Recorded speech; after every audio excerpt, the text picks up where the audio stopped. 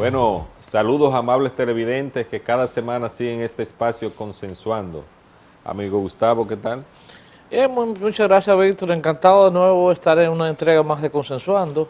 En esta semana tenemos un plato fuerte. Fuerte de verdad. un plato fuerte. Tenemos al profesor José Rijo Presbó, quien es el director de presupuesto. Y entonces en esta semana se ha estado hablando del presupuesto.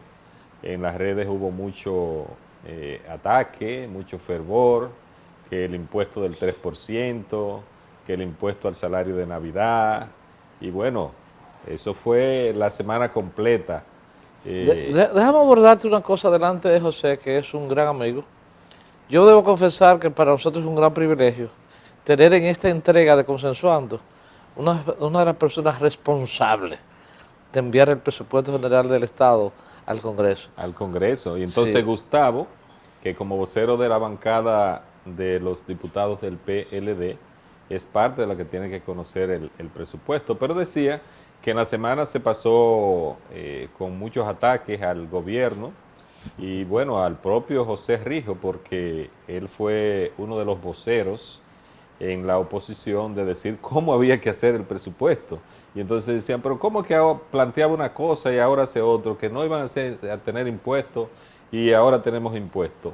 Y bueno, el presidente de la República en esta misma semana, el jueves, habló y eliminó los impuestos para el próximo año y fue de ahí la semana entonces se ha estado hablando del discurso del presidente, del buen discurso del presidente Luis Abinader. Pero hablemos de las bondades también del presupuesto con José Rijo Presbó. Así es, Gustavo, que démosle la bienvenida a este gran invitado que tenemos hoy. Qué placer, Gustavo, Víctor. ¿Por dónde empezamos? No, confesar, Víctor, y claro, José va a tener tiempo para hacer sus exposiciones, sus comentarios. Confesar que José es una persona muy cercana a nosotros, porque ha estado muy pendiente casi siempre de los temas que tenían que ver con el Congreso. Y para nosotros es una persona familiar, por lo tanto no habrá ningún tipo de inhibición para hacer comentarios con él. Cuando José fue diputado, ¿tú eras diputado? No tuve la ¿Por qué suerte. tú haces así? Como que José también. Que no tuve la suerte de compartir con él una curul, pues tú sabes que ahí uno se genera mucha empatía. Así es. Y como José ha tenido mucho que ver con las comisiones y trabajó luego como asesor en la Cámara, tuve la ocasión de conocerlo, claro. Y ya en los diferentes medios políticos competimos en una provincia que nos encontramos. Él apostando a que nosotros saliéramos del gobierno y yo apostando a quedarme. Sí. En aquella ocasión no se le dio, por ahora sí. Bueno, señor, entonces con José Rijo vamos a conversar ampliamente sobre el presupuesto y sobre temas del acontecer nacional después de una pausa.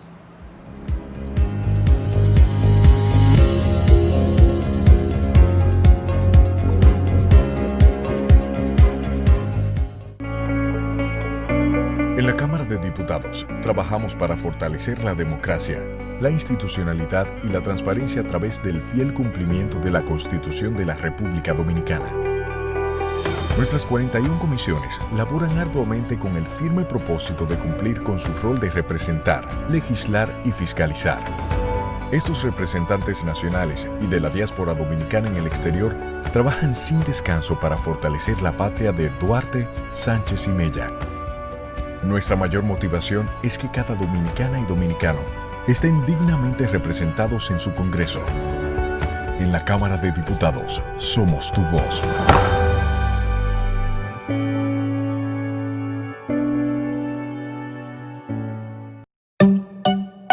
Hola, soy el ingeniero Torres y te voy a decir por qué no debes volar chichigua cerca de líneas eléctricas de alta tensión.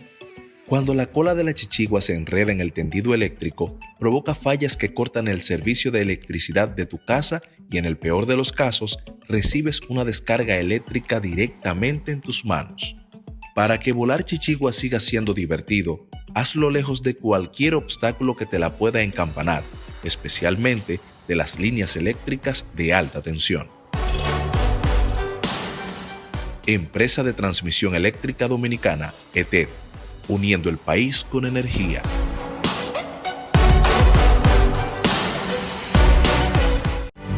¿Qué nos hace grandes? Somos grandes porque en situaciones difíciles nunca perdemos. Nunca perdemos la fe, nunca perdemos la esperanza, nunca perdemos el optimismo. Somos grandes. A la hora de darnos fuerza y apoyo, para los dominicanos el tamaño no importa. Aquí todos somos gigantes cuando nos toca ser solidarios. Nos hacen grandes nuestras tradiciones. Nos hace grandes nuestra capacidad de amar y sorprender, reír y llorar. De celebrar nuestros triunfos, nuestras luchas y nuestros sueños. Todos como uno en cualquier lugar del mundo donde haya un dominicano. Y saber que cuento con un hermano donde sea que otro se encuentre, aunque nos separen océanos y continentes. Esto que vive en cada dominicano nos motiva, nos empuja, nos inspira y nos sostiene. Por eso vamos a vencer y salir adelante, más fuertes, más agradecidos y mejores. Este es el momento donde los dominicanos vamos a mostrar por qué somos grandes.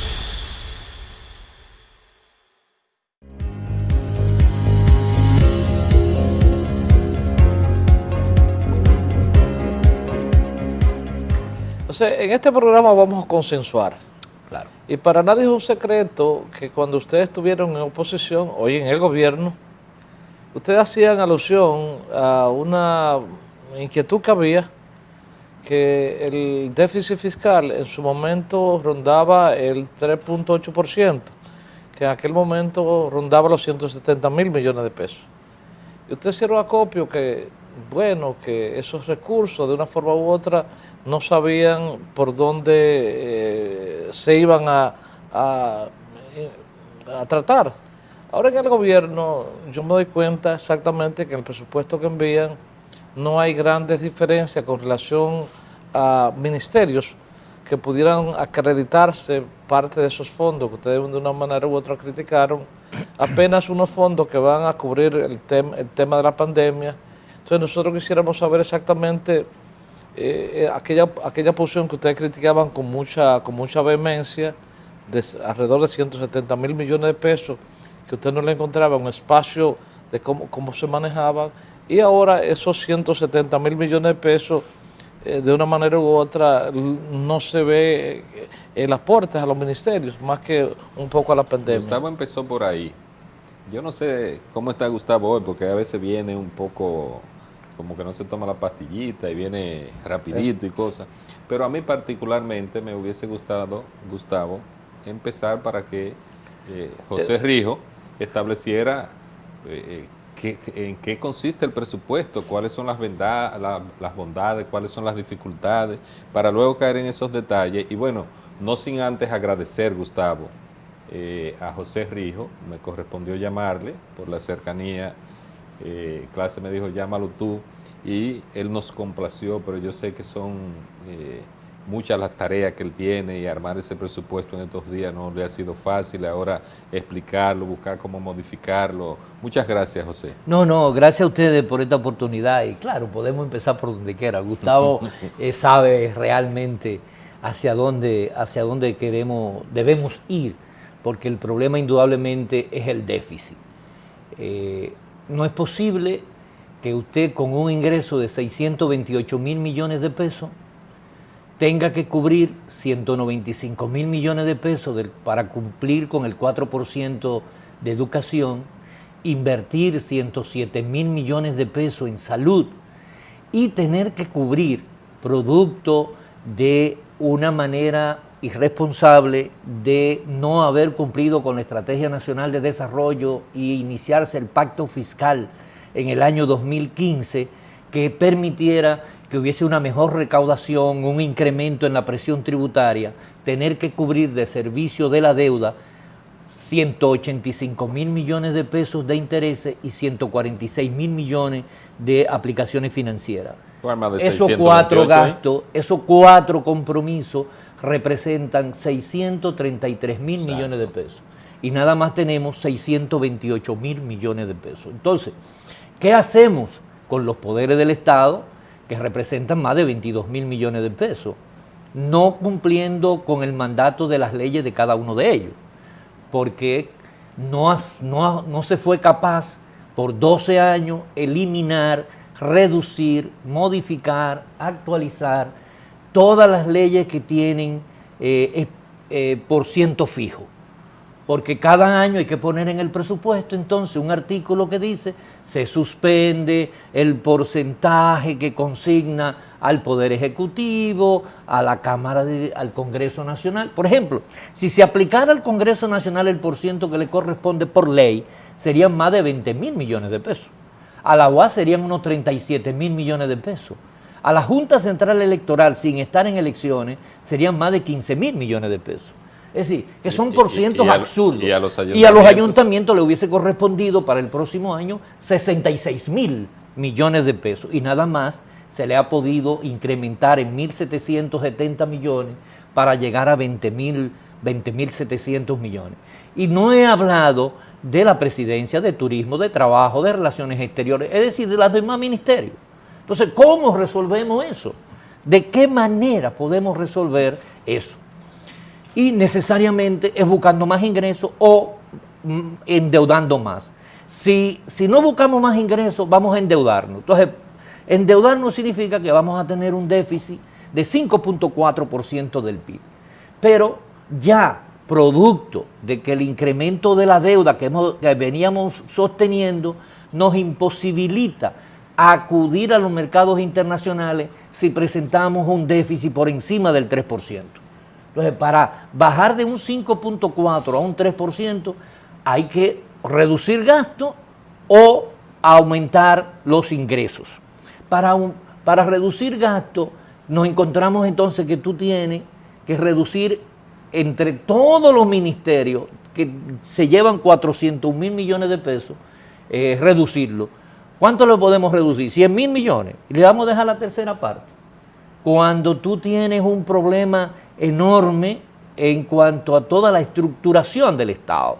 Es decir, el Estado que tenemos es un Estado muy burocrático, que creció y se duplicó, triplicó atribuciones, funciones, dependencias, que desmontarla llevan un tiempo. Reestructurar el Estado lleva un tiempo. Mira, solamente para tú, la gente dice, no, que saquen todas las botellas. Las nominillas. Pero déjame decirte, que saquen las nominillas. Ahí tengo yo un tema, José, excusa, Sí. para que tú sigas por ese mismo lado. O sea, para la sociedad dominicana ha sido de gran beneplácito recibir la información de que el nuevo gobierno que se instaló el 16 de agosto ha tenido mucho que ver con reducir las famosas botellas. Sí. O sea, en lo que tiene que ver con las remuneraciones que recibían gente que supuestamente estaban en el gobierno, cobraban y no trabajaban. Para eso, en el presupuesto del 2020 se estableció un monto de alrededor de 208 mil millones de pesos.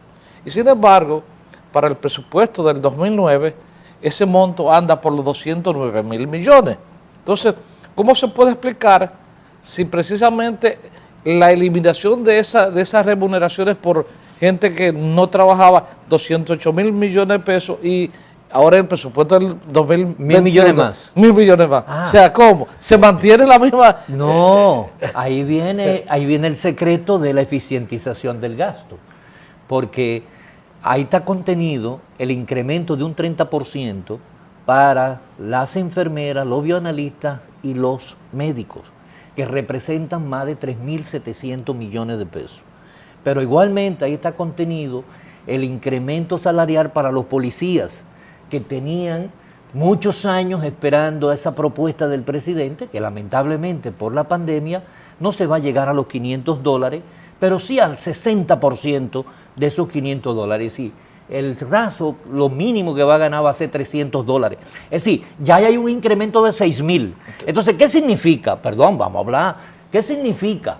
Que haya un aumento de 1.000 y yo esté incrementando a los médicos y a los policías 6.000. que necesariamente bajamos 5.000, pero con una dificultad. Aún no hemos podido limpiar las nóminas por muchas razones.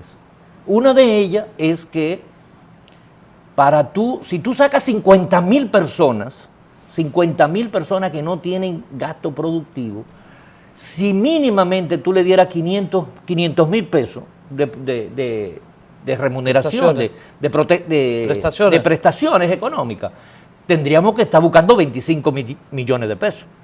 Entonces, no es posible. Yo, por ejemplo, tengo, en la Dirección General de Presupuestos, yo encontré 4 asesores con 200.000 pesos cada uno. Me fueron. Y uno de 350.000 se fue.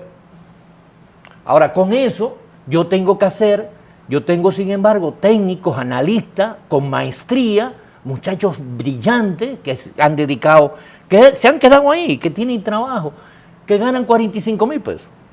Pues, no es posible que una persona que le brinda un servicio a la institución gane una cuarta parte de lo que gana una persona que no es necesaria.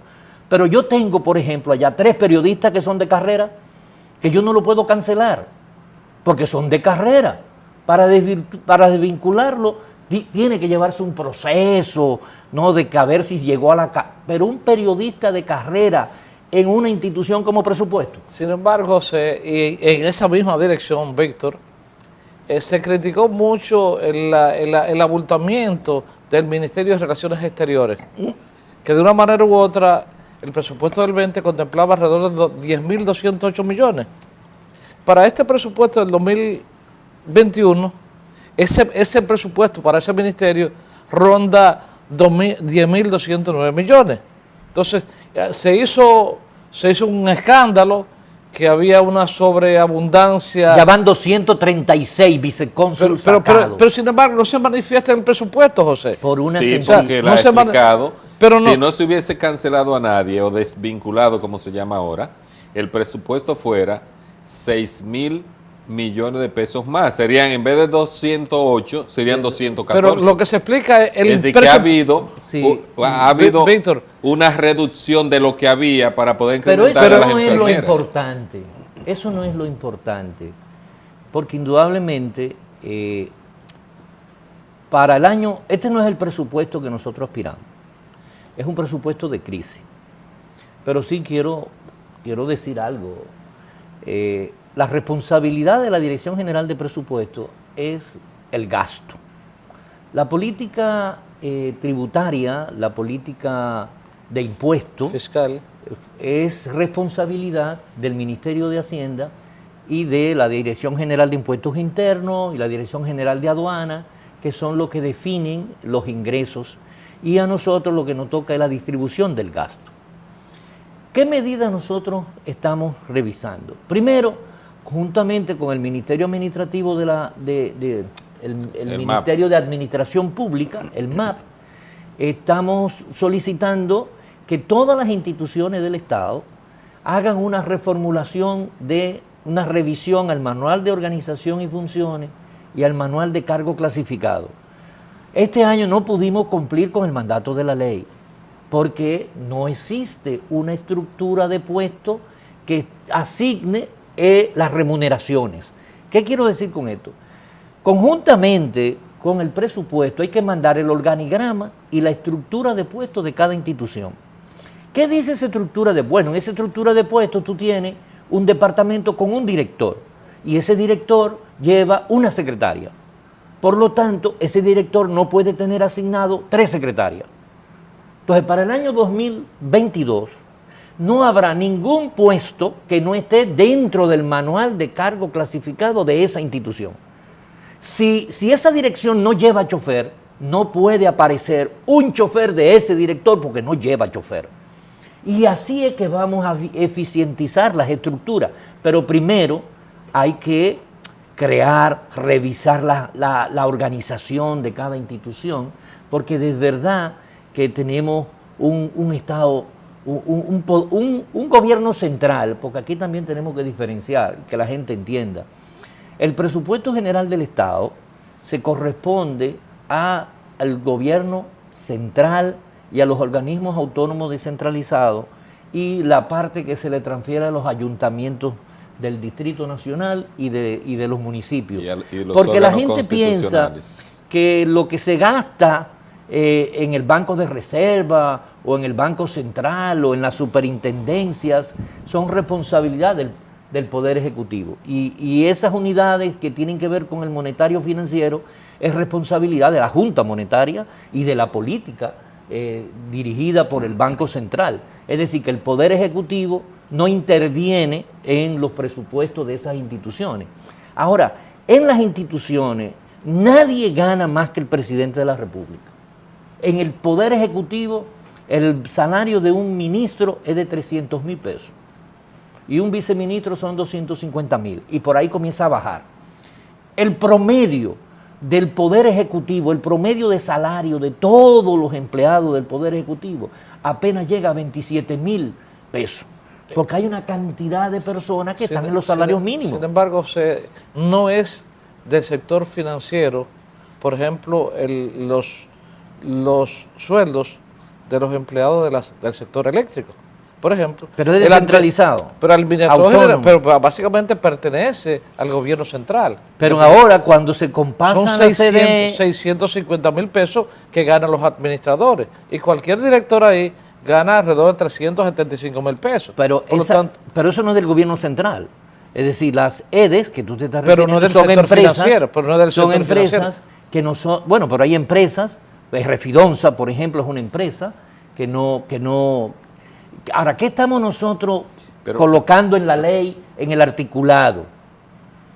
De que todos los recursos públicos tienen que ir a la cuenta única. Y eso vamos a ser rigurosos, ¿no? Y no solamente lo de que vayan a la cuenta única, sino que todas las instituciones van a tener que registrar en el Sistema Integrado de Gestión Financiera del Estado, en el Sistema de Información, en el SIGEF, porque hay muchas que ejecutan, ¿no? Recaudan directamente y ejecutan al alegre, sin ningún control. Empezamos también inclusive por los ayuntamientos que tienen que registrarse en el sistema, en el CIFE, que es el sistema de los fondos de los municipios, porque tenemos que llevarnos a todos a la legalidad, llevarlo a todos a crear un sistema de gestión financiera que real y efectivamente cumpla su rol de fiscalizar y que los recursos lleguen donde realmente tienen que llegar. Oye, una cosa que a mí me preocupa. Cuando se aprobó la ley 105-13, nosotros pensábamos que iba a quedar resuelto todo el problema de diferenciación salarial. Porque a mí, por ejemplo, una Cora, ¿por qué la gente de Corazán ganan un salario y los de Cora Vega ganan otro? ¿Por qué? Son empresas. Sí. Y como empresas fijan su política salarial. Pero fíjate también en el Estado. Tenemos que normarla. Mira, en el propio ¿no? Estado. Y es un reto. ¿Por qué trabajar en una de las EDES es tan ventajoso, o en el Seguro Nacional de Salud, el SENASA, frente a otras instituciones? Sí, tiene que haber como una política de unificación de algunos criterios salariales para que no sea la diferencia tan grande. Totalmente de acuerdo, pero tenemos que ir también a una estructuración de cada una de las instituciones. Mira, Víctor, con José vamos a seguir hablando de algunos temas porque realmente yo tengo mucho interés como vocero del bloque del PLD de que nos dé algunas pautas sobre las razones de algunos... Y yo voy a estar más tranquilo que en otras ocasiones. De algunos ejercicios. Para satisfacer tus necesidades. Sin embargo, estas inquietudes las vamos a manifestar luego del próximo comercial. Pausamos.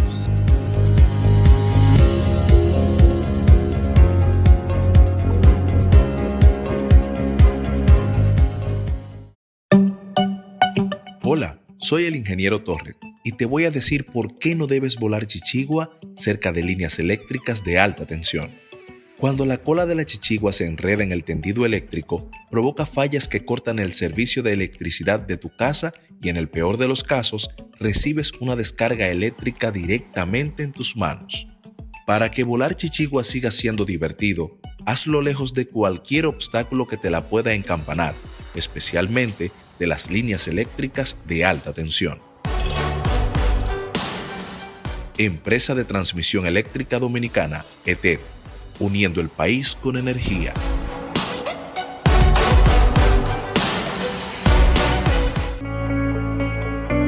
En la Cámara de Diputados trabajamos para fortalecer la democracia, la institucionalidad y la transparencia a través del fiel cumplimiento de la Constitución de la República Dominicana. Nuestras 41 comisiones laboran arduamente con el firme propósito de cumplir con su rol de representar, legislar y fiscalizar. Estos representantes nacionales y de la diáspora dominicana en el exterior trabajan sin descanso para fortalecer la patria de Duarte, Sánchez y Mella. Nuestra mayor motivación es que cada dominicana y dominicano estén dignamente representados en su Congreso. En la Cámara de Diputados, somos tu voz.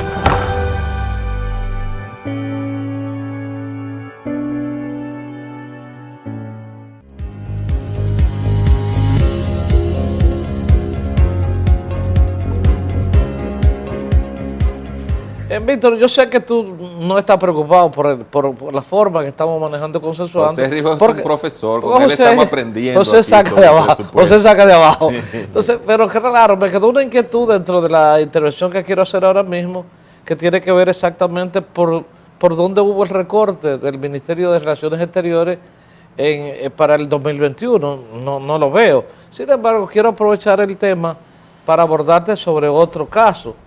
El presupuesto general del Estado que ustedes enviaron al Congreso contempla unas partidas de venta de activos de alrededor de 89,000 millones de pesos.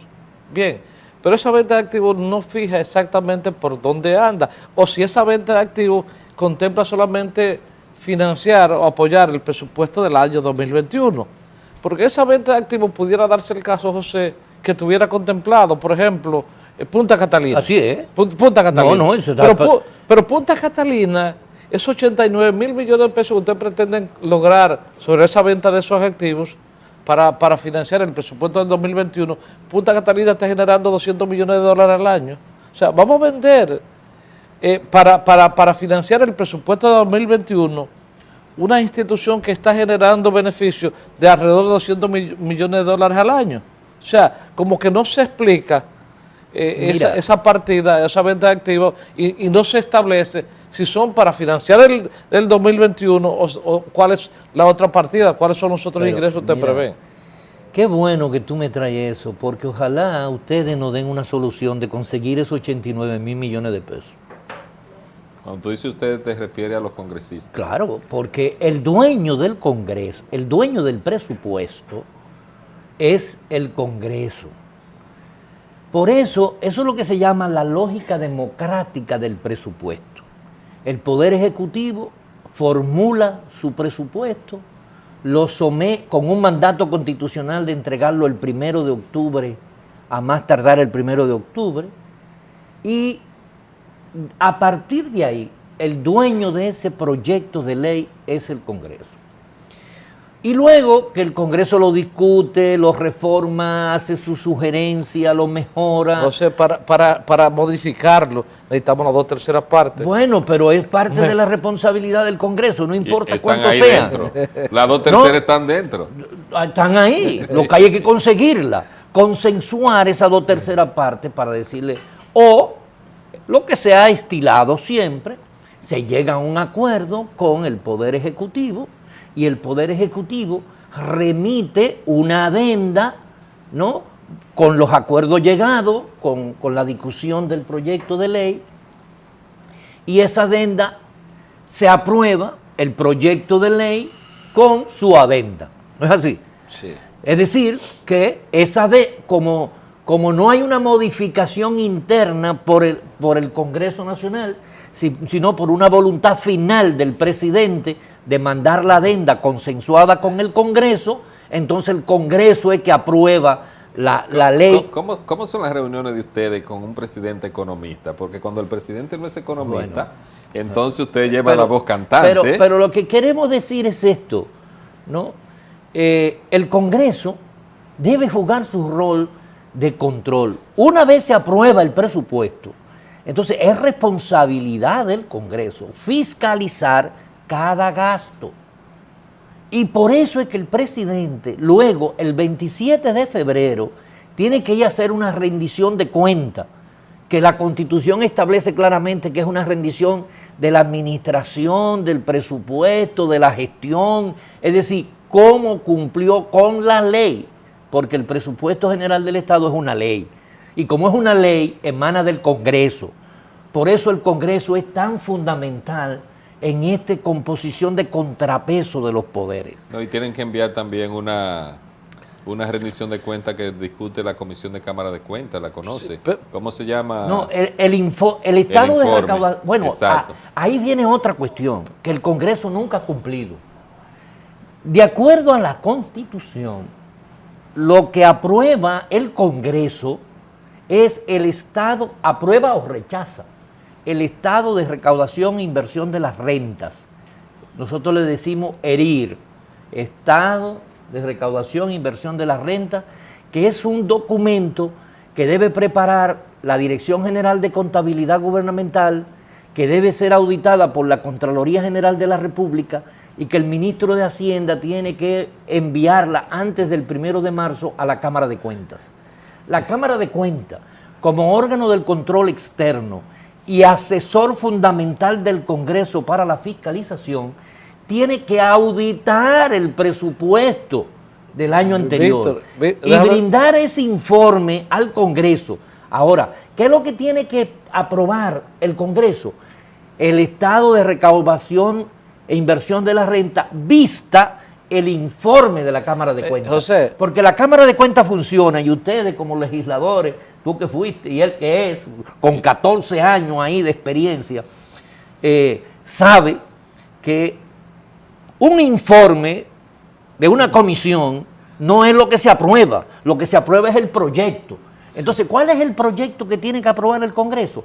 El estado de recaudación e inversión de la renta que tiene que someter el presidente de la República a más tardar en la primera legislatura ordinaria. Eso es lo que dice la Constitución, José, ¿no es así? José, no hay duda que en algún momento tú fuiste profesor. Didáctica completa. Claro que sí. José tiene antes que en su ser vida, economista, antes que ser él fue economista, profesor. debió ser profesor. Claro. No, y fui diputado. Claro, porque era muy didáctico.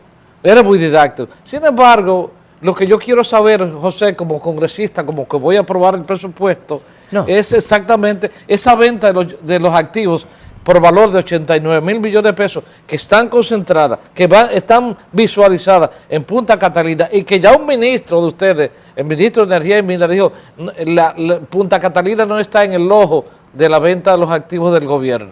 Yo quisiera saber exactamente, o sea, qué pretendemos hacer, cuál es el propósito. No es solamente Punta Catalina, son cualquier activo que tenga el Estado Dominicano que pueda ser compartido, porque no necesariamente estaremos hablando de salir de Punta Catalina.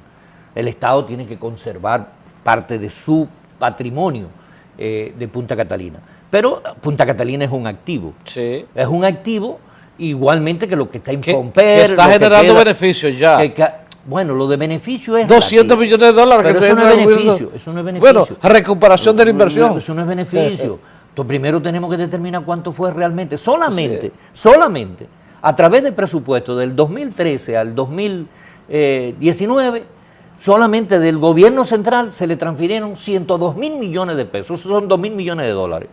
2,000 millones de dólares solo para Punta Catalina, independientemente de los otros préstamos que cogió para desarrollar. Todavía no sabemos cuánto ha costado Punta Catalina. Deja que se llegue la auditoría. Y además, cuál va a ser el PPA de esa entidad, es decir, cuál es la producción, qué es lo que va. Pero lo que tenemos que significar es que si no buscamos esos ingresos, tenemos que reajustar aún más los gastos. Tú me preguntas, yo no veo la reducción de gastos. El problema es que cuando tú en una institución, tú tienes un dispendio y tú eso lo recompones y mejora el producto que tiene que brindar esa institución, tú no ves la disminución. Pero, por ejemplo, para que tengamos una idea, queridos amigos y amigas, el presupuesto del 2020, el proyecto de ley de presupuesto del 2021 se incrementa en 30,000 millones de pesos con relación al inicial del 2020. Que la gente entienda que vamos a terminar con un déficit del 9.3% del PIB. nunca visto, y que tenemos que reducirlo al 3%. Esa reducción ¿Y cómo se logra eso? es una reducción Eso es magia terrible. casi, eso es casi magia. Es terrible, es que hay que hacer magia en esta pandemia. Todavía no nos hemos dado cuenta de la tremenda crisis en que está el mundo, no es República Dominicana, el mundo. Si no vienen turistas, es porque el mundo está cerrado. El día que los turistas puedan viajar, lo vamos a tener aquí, entonces vamos a tener más ingresos. Igualmente, la producción agrícola tiene poca salida. Estamos trabajando y ahí hay una gran inversión para siembra, para desarrollo del cultivo, etcétera, etcétera. Es decir, que cuando tú comiences a analizar la estructura programática que por primera vez en el proyecto de ley de presupuesto, yo no sé si tú te diste cuenta, Gustavo, de que la estructura orgánica del proyecto de ley es diferente, ¿o no? Sí, sí. Muy diferente. Sí, claro, lo vi. ¿No? Lo vi. Cada artículo tiene su epígrafe. Sí, sí, A propósito de eso nunca había diferencia, estado. Pero hay dos medidas que provocaban, primero, una manipulación, bueno, no una manipulación, una viveza. Gimnasia financiera. La economía, el departamento de la UAS le llama contabilidad creativa, ¿no? Contabilidad creativa. Gastos del año 2019 no se especificaban y se pasaban para el 2020 como disminución de cuenta por pagar. En el año 2011, la cuenta por pagar eran 1.000 millones de pesos. En el año pasado, la cuenta por pagar fueron 66.000 millones de pesos. ¿Qué estamos haciendo nosotros? Que para el 2022 no habrá disminución de cuenta por pagar. Porque la disminución de cuenta por pagar es un gasto que ejecuta un funcionario que no tiene la certificación de apropiación. Es decir, que no tiene fondo para comprar eso. Por lo tanto, cualquier gasto que se genere sin tener reserva de esos recursos, el funcionario lo va a pagar con su propio patrimonio. Eso está contemplado en el proyecto de ley de presupuesto. ¿Qué pasó con el hormigón asfáltico caliente? Que había 960 millones de pesos nada más de autorización y se compraron 11.500 millones. Esos 10.000 millones de pesos es responsabilidad del funcionario que lo ordenó. Eso lo ordena la ley y tiene que pagarlo con su bienes, mueble, inmueble, y así está especificado. ¿Te refiere a la pasada gestión? Sí, claro, de obra pública? Claro que sí. Muy bien. Que está en la Procuraduría General de la República. Muy bien. Yo tengo una inquietud, pero hay que hacer una pausa y después de la pausa, entonces yo quiero que Gustavo me permita yo también participar. Bien. Así es que pausamos. Qué bueno.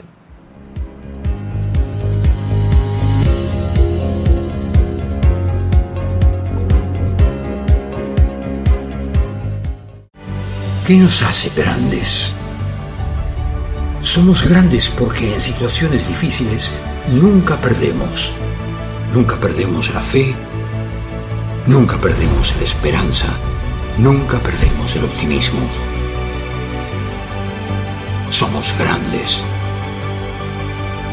A la hora de darnos fuerza y apoyo, para los dominicanos el tamaño no importa. Aquí todos somos gigantes cuando nos toca ser solidarios. Nos hacen grandes nuestras tradiciones. Nos hace grandes nuestra capacidad de amar y sorprender, reír y llorar. De celebrar nuestros triunfos, nuestras luchas y nuestros sueños. Todos como uno en cualquier lugar del mundo donde haya un dominicano. Y saber que cuento con un hermano donde sea que otro se encuentre, aunque nos separen océanos y continentes. Esto que vive en cada dominicano nos motiva, nos empuja, nos inspira y nos sostiene. Por eso vamos a vencer y salir adelante, más fuertes, más agradecidos y mejores. Este es el momento donde los dominicanos vamos a mostrar por qué somos grandes.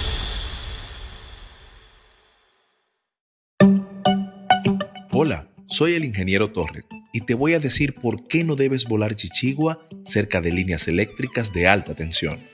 Cuando la cola de la chichigua se enreda en el tendido eléctrico, provoca fallas que cortan el servicio de electricidad de tu casa y en el peor de los casos, recibes una descarga eléctrica directamente en tus manos. Para que volar chichigua siga siendo divertido, hazlo lejos de cualquier obstáculo que te la pueda encampanar, especialmente de las líneas eléctricas de alta tensión. Empresa de Transmisión Eléctrica Dominicana, ETED, uniendo el país con energía.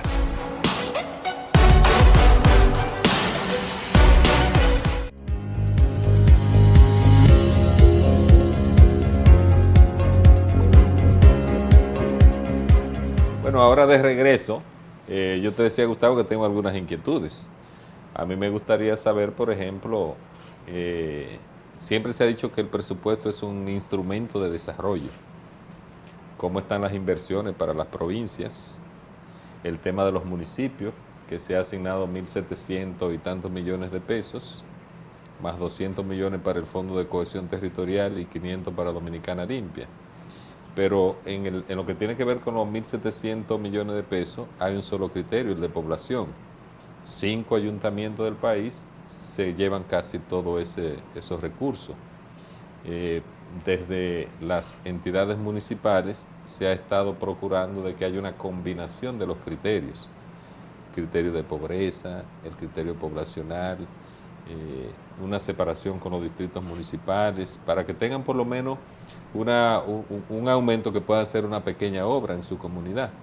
Entonces, ¿cómo anda esa situación? Bueno, tú estás planteando algo que tenemos que necesariamente discutir en la reformulación de la ley, ¿no? La ley ordena es la distribución por densidad poblacional. Tú tienes, por ejemplo, que el ayuntamiento de Santo Domingo Este, basado en el censo del año 2010, tiene la mitad de la población que realmente atiende.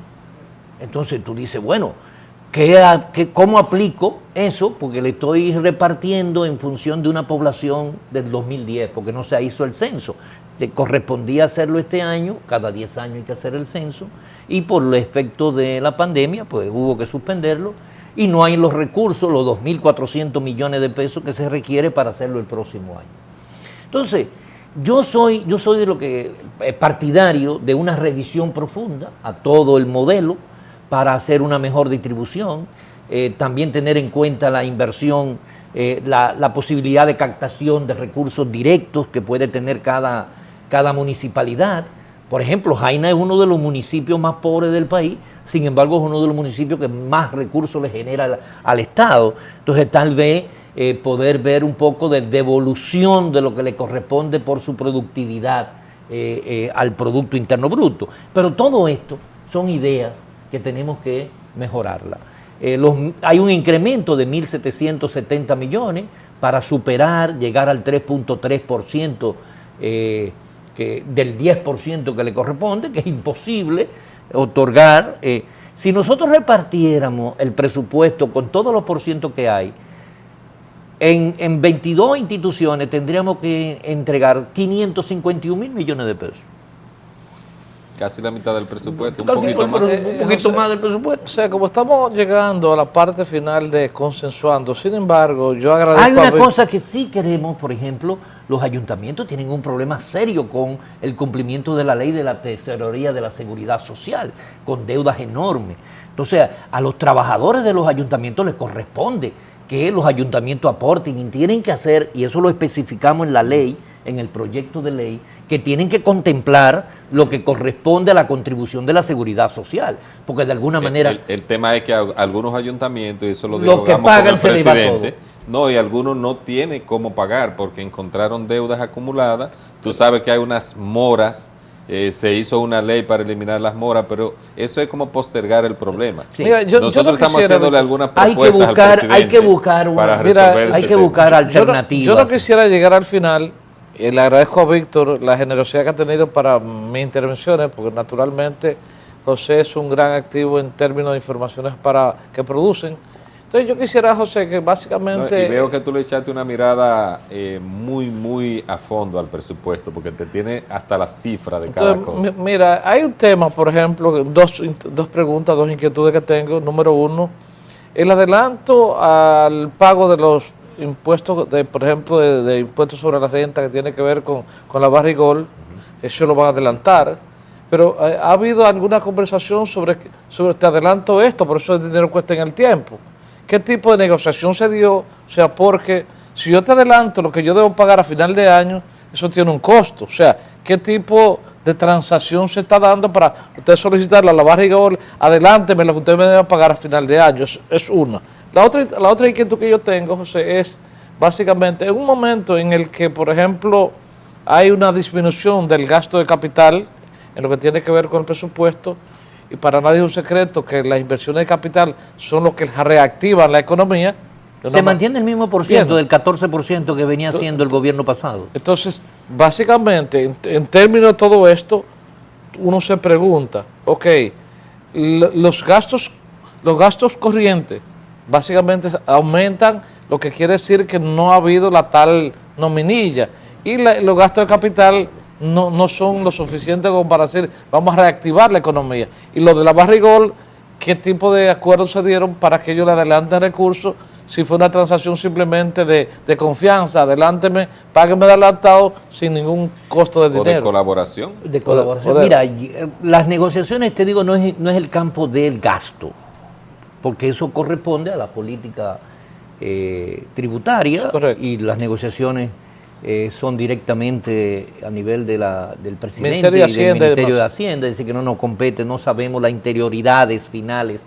Lo que sí es una postergarse por casi 15 años, que fue lo mismo que hizo Danilo la otra vez, en el 2013, que hubo un adelanto con el sector financiero y postergar el pago de impuestos sin ningún interés, devolviéndolo en 15 años. Pero es bueno que la población entienda algo.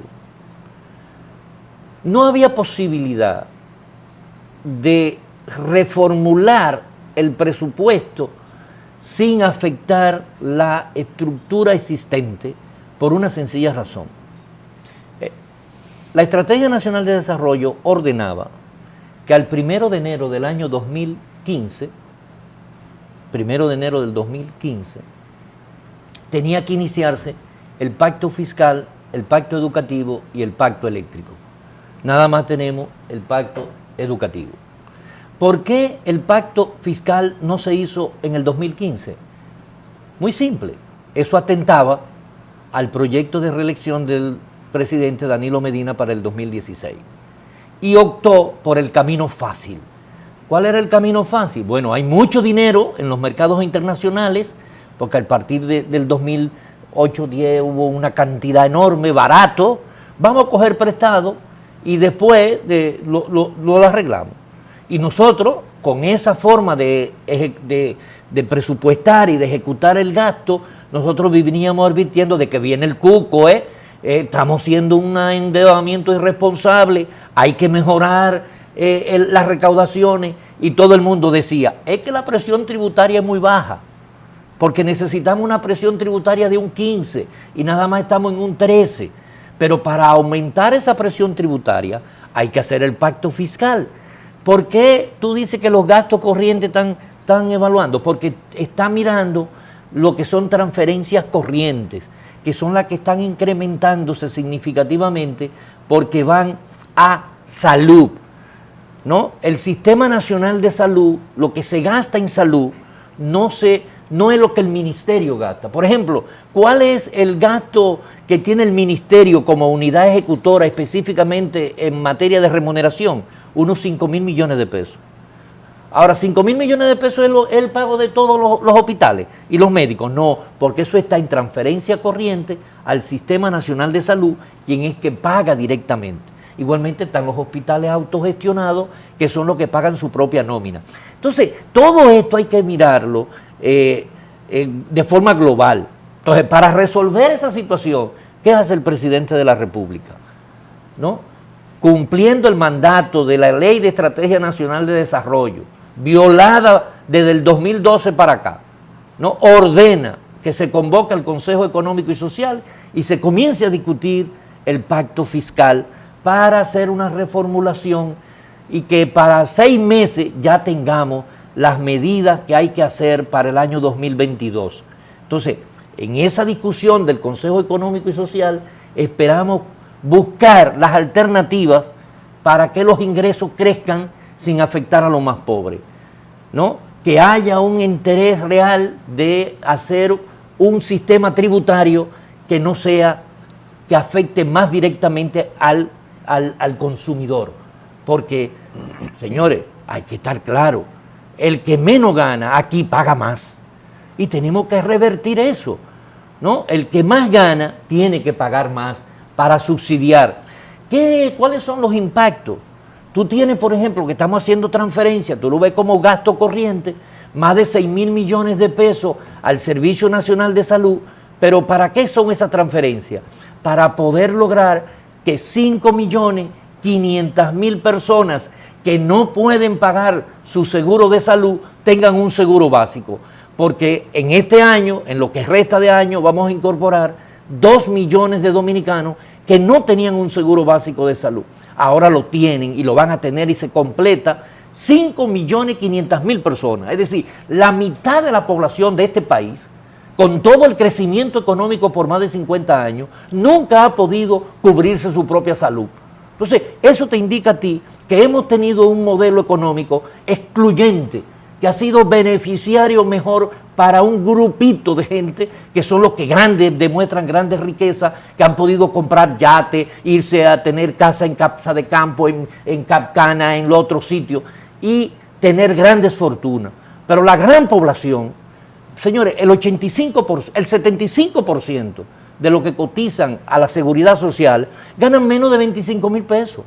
Y el 85% ganan menos del salario mínimo exento, que son 34.700 pesos. Y la canasta básica anda por los 27.000. Profesor, en 2 minutos, para concluir el programa, su valoración sobre esa pieza oratoria del presidente Luis Abinader que gustó tanto a la población. Revertir exactamente el presupuesto que eliminó los impuestos que ustedes pusieron. Claro, eso tiene 2 lecturas, una que tú la ves de una manera y otra de otra. O sea, un poco, claro, la población estuvo indignada cuando se quiso imponer a través del presupuesto general del Estado unos pagos, por ejemplo, impositivos. Se ve que es un presidente demócrata, que José Rijo y el equipo económico pusieron unos impuestos y él lo quitó. Bueno, José Rijo no. Yo no pongo impuestos. Yo he sido, y tú lo sabes, ustedes lo saben, yo he sido permanentemente un opuesto a que en la ley de presupuesto general del Estado se consignen impuestos. Yo he venido luchando por ese pacto fiscal, que es lo que ordena la Ley de Estrategia Nacional de Desarrollo, que tiene que ver con la racionalización y mejoramiento del gasto y tiene que ver con la reformulación de los tributos. No es posible aquí pagar un 30% por una tarjeta de llamada telefónica si queremos desarrollar la conectividad. Y una tarjeta, cuando usted compra 100 pesos de una tarjeta telefónica, usted está pagando un 30% de impuestos. Eso tenemos que revisarlo. No es posible que se pague el 16% de impuestos por una tabla de chocolate. Entonces, todo eso hay que llevarlo a la baja. Y yo creo en eso, ¿no? Por lo tanto, lo que sí nosotros estamos conscientes. Coincido contigo. No, porque tenemos que reformular el sistema. Entonces terminamos con consenso. Tenemos que terminar el consenso. Como siempre en consenso. Ahora, el Congreso es el responsable, al final. También consensuamos eso. Bueno. Como siempre en consensuando, procuramos establecer un consenso. Esperemos que el Congreso ahora haga su papel. Ya el gobierno central lo ha jugado, presentando el presupuesto en el tiempo que dice la ley. Con ustedes, amables televidentes, tendremos una nueva oportunidad en su próximo programa, la próxima semana.